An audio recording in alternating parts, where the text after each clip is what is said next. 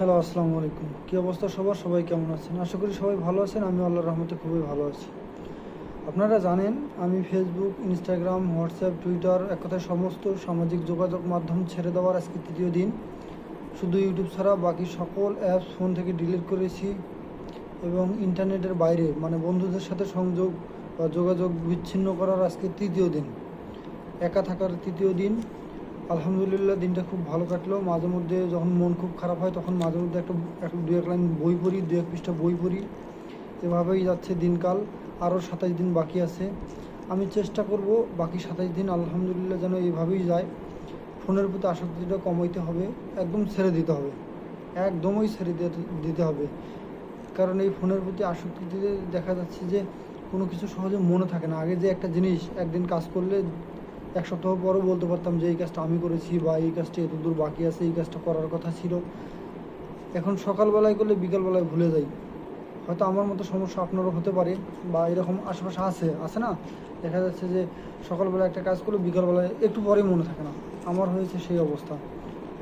তাই আর কি নিজেই এই উদ্যোগ নিয়েছি যে ফোন ছাড়া থাকবো। দেখা যাক, আল্লাহ ভরসা। যদি ফোন ছাড়া থাকলে যখন বই পড়বেন বা সকালবেলায় ঘুম থেকে উঠবেন, দেখবেন যে অনেক কিছুই মনে থাকে বা এই সমস্যাটা অনেকটা দূর হয়ে যায়।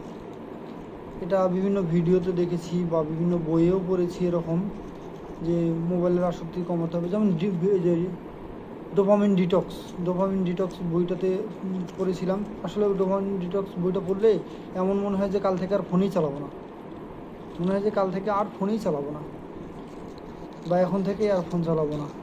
আসলে এই বইগুলো পড়া উচিত আমার মনে হয় প্রত্যেকটা মানুষের, যারা ফোনের প্রতি আমার মতো বেশি অ্যাডিক্টেড বা আমার থেকে বেশি অ্যাডিক্টেড, এরকম লোকগুলোর উচিত ওই বইগুলো পড়া। বিভিন্ন আত্মোন্নয়নমূলক বই বা বিভিন্ন উপন্যাস, বিভিন্ন ইতিহাস, এগুলো বই পড়া উচিত। আমাদের ইতিহাস জানা উচিত, বই পড়া উচিত। আত্মোন্নয়নমূলক কোনো কিছু যা আছে সব কিছু জানা উচিত। এতে করে দেখা যাচ্ছে যে নিজের মস্তিষ্কের মধ্যে যে জড়তাটা আছে ওটা কেটে যাবে, নিজের স্মৃতিশক্তি বৃদ্ধি পাবে। আমরা যতটা চর্চা করব ঠিক ততটাই ফল পাবো। দেখবেন যে স্টুডেন্ট অবস্থায় একরকম আপনার মনে থাকতো, স্টুডেন্ট যখন আপনি লেখাপড়া ছেড়ে দিবেন কিছুদিন পর দেখবেন যে আর আপনার মস্তিষ্ক ওই দিকে টানে না, মস্তিষ্ক তখন অন্য দিকে টানে।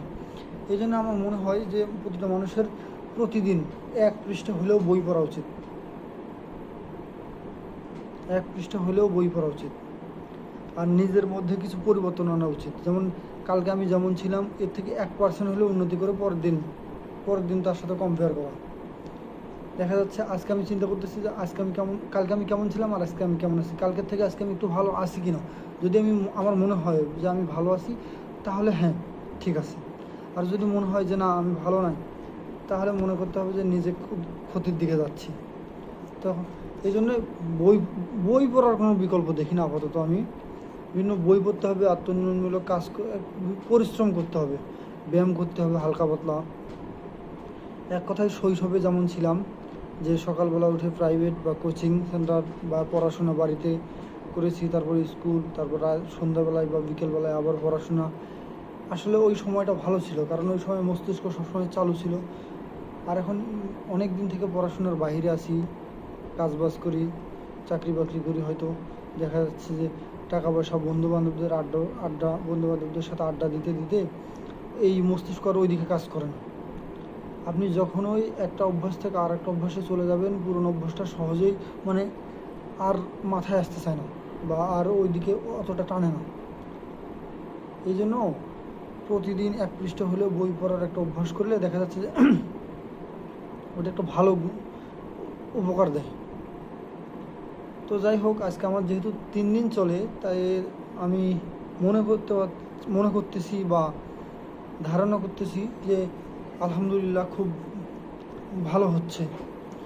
আগে যেমন সকালবেলা ঘুম থেকে উঠেই ফোনটা নিয়ে রিলস দেখতাম, বিভিন্ন ভিডিও দেখতাম, আবার সারাটা দিন শুধু ফোনের মধ্যেই পড়ে থাকতাম। ফ্রি ফায়ার খেলতাম। এখন আর ওটা হচ্ছে না। এখন দেখা যাচ্ছে যে রাত্রে অফিস করে যাই, গিয়ে 1 পৃষ্ঠা বই পড়ি, না পড়লে ওই অবস্থায় ঘুমিয়ে যাই। সকালবেলা উঠি, গোসল দিই হালকা, দেখা যাচ্ছে যে যা করার একটু পড়াশোনা করে আবার খাওয়া দাওয়া করে চলে আসি অফিসে। এভাবে দিনটা মানে পরিবর্তন হচ্ছে, একটু একটু করে পরিবর্তন হচ্ছে, হয়তো একসাথে হবে না কিন্তু আলহামদুলিল্লাহ হবে। আজ নয়তো কাল, কাল নয়তো পরশু, এইভাবে এক মাস যেহেতু আছে, তো দেখা যাক এক মাস পর্যন্ত কেমন থাকে। ফোনের স্ক্রিনের দিকে আর তেমন একটা নজর রাখার, যত কম রাখা যায় আর কি, চেষ্টা করি যত কম রাখা যায়। আল্লাহ ভরসা, দেখা যাক পরবর্তীতে কী হয়। সবাই দোয়া করবেন। ধন্যবাদ।